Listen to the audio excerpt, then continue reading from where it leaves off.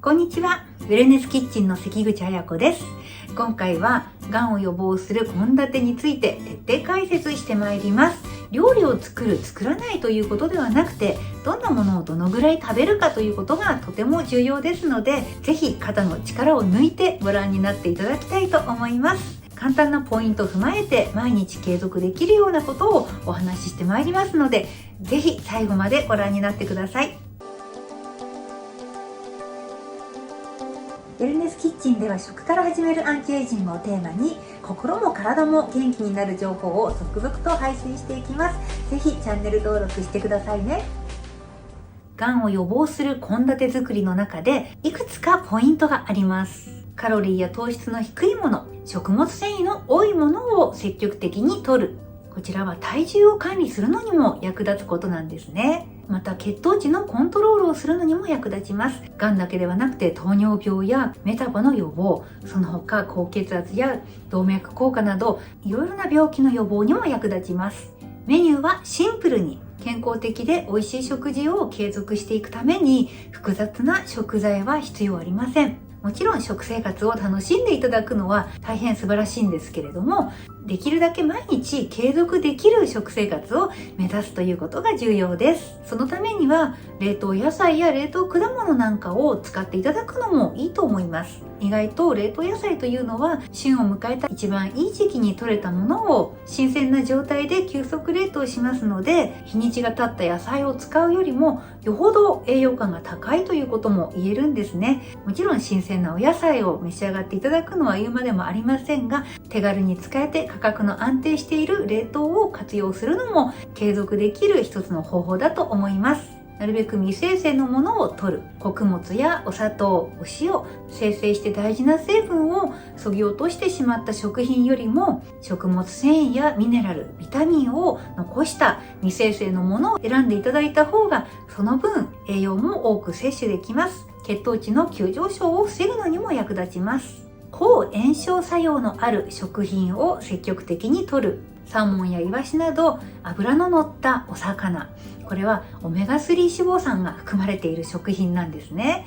その他アマニ油やエゴマ油、カメリナオイルなどもオメガ3脂肪酸含まれていますので、そういったものを活用するのもいいと思います。ヨーグルトや発酵食品などのビフィズス菌や乳酸菌などプロバイオティクスを積極的に摂る。もちろん野菜や果物にも抗炎症作用があるものたくさんあります。それらの食品ぜひ意識してみてください。逆にリスクを高める食品について、加工肉や赤身肉を控える。この加工肉というのはソーセージやベーコンなどですね。で、赤身肉というのは牛肉や豚肉、ラムなどの赤身のお肉ですね。適度にとっていただくのはいいんですけれども、連日続くような食べ方は控えてくださいということです。アルコールの量です。前編でお話しした通りです。適正量を守って楽しんでください。そしてサラダ油をはじめとするリノール酸の多い油。リノール酸というのは必須脂肪酸で絶対取らなければいけないものなんですけれども、むしろ取りすぎによる弊害が懸念されています。リノール酸の取りすぎは体内で炎症を起こしますので、ぜひ普段調理などに使う油はオリーブオイルや米油などに多いオレイン酸を含む油をおすすめしています。最後、野菜の量です。毎日小鉢で5皿分ぐらいの野菜は取りましょう。350g 以上というね、目安もありますけれども、毎食2つ分ぐらいの副菜をつけるというイメージですね。私の考えた推奨キーワードがあります。健康、主役、決まりということで、健は玄米の玄から取って未生成の食品という意味です。子は根野菜、うは海のもの、海産物。種は種子ですね。ナッツ類、ごま、あと良質な油です。薬は薬味になるような野菜。ニンニク、生姜、玉ねぎ、ニラなど香りの強いお野菜ですね。木、キノコの木です。豆の豆です。大豆製品。そして実はホワイトミートと言われる鶏肉もここに入ります。リンゴのりなんですけれども、野菜や果物です。この健康、主役、決まり、これらの食品群をちょっと頭にインプットしていただいて、お買い物の時にいつもそういう食品をカゴに入れていく、そういう売り場を必ず通っていくというのを習慣づけるといいと思います。がん予防に役立つ献立を作ってみたいと思います。とにかくそんなに珍しい食材何にもありません。ポイントを後でゆっくり解説しますが、いくつか作りながらレシピもご紹介したいと思います。こちらお野菜を洗う時にはよく使っています。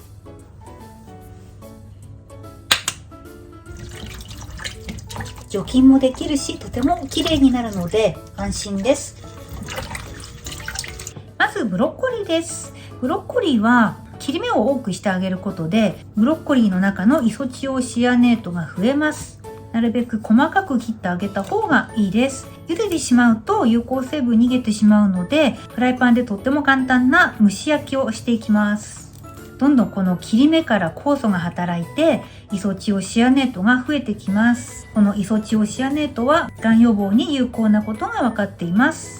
こんな感じでね、細かくしてで 4,5 分放置しておくのがポイントです。ぜひこちらの動画も合わせてご覧になってください。ブロッコリーはお湯を沸かすよりもそのまま直接入れてしまってダイレクトに蒸し焼きしてしまうととっても簡単です。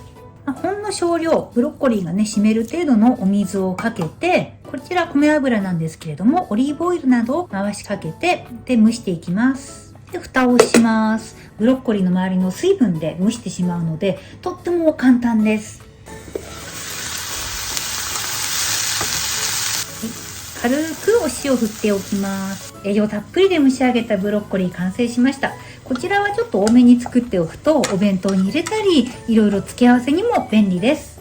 はい、そしてお味噌汁を作ります。お味噌汁は冷蔵庫のお野菜使っていただければもう何でも構いませんが、一品副菜追加という意味では効率のいい食べ物です。お出汁の中身をね出して使ってしまうと、これだけで魚を少し取ってるのと同じような効果ですよね。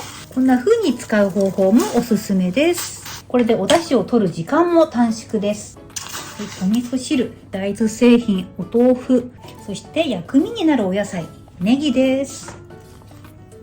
お味噌を加えます。発酵食品もここで取ることができます。お味噌、塩分気になると思いますけれども、お味噌自体が血圧を下げる効果が分かっていますので、むしろ毎日必ず1杯のお味噌汁は取った方がいいという、そういうことが分かってますんでね、具沢山のお味噌汁取るといいと思います。塩サバです。塩サバ焼くだけでもいいんですけれども、ちょっと一工夫でいつものサバと味が変わります。フライパンに米油を敷いてで焼いていきます。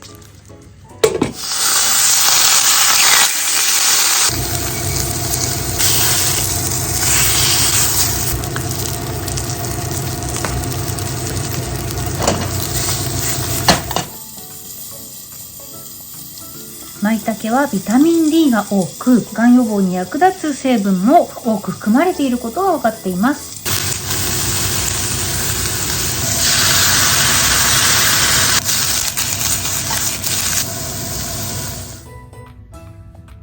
たっぷりお野菜のおかずを盛り付けていきます。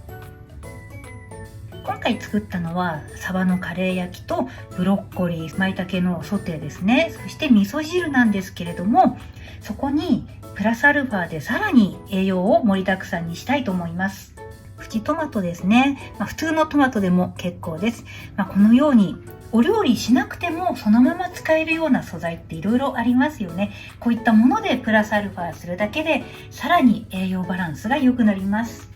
このような貝割れですね。こういったものをちょっとお味噌汁に入れたりすると、この貝割れというのはブロッコリーと同じ仲間のちょっとピリッと辛いイソチオシアネートというね成分豊富に含んでいますのでね、ちょっとしたこういうポイントでプラスアルファするだけでもまた一段と栄養がアップします。お料理するばかりがね献立ではありません。例えばこのようなケールのスルフォラファン、スプラウト、とっても健康的なお野菜です。こういったものもちょっと添えてあげたりするだけでもまた一品追加になりますのでね。オメガ3の油です。アマニ油とかね、ごま油とかオメガ3の油ですね。味噌汁に入れたり野菜にかけたり、そうプラスアルファするだけでも抗炎症作用がありますので素晴らしい献立になります。今回作ったのはサバと付け合わせのお野菜とお味噌汁なんですけれども、ちょい足しでそのまま使えるお野菜を添えたり、またサバにはカレー粉を振ったり、そしてオメガ3の油をプラスしたり、ご飯の方は玄米に雑穀を入れたご飯なんですけれども、ご飯もね、なるべく未精製の穀類なんかを混ぜていただいたりして炊いていただくと、さらに微量栄養素や食物繊維がプラスアルファできます。手間をかけずに食材の質を変えていくだけでも、がん予防に役立つ献立継続できると思います。ぜひ参考にされてみてください。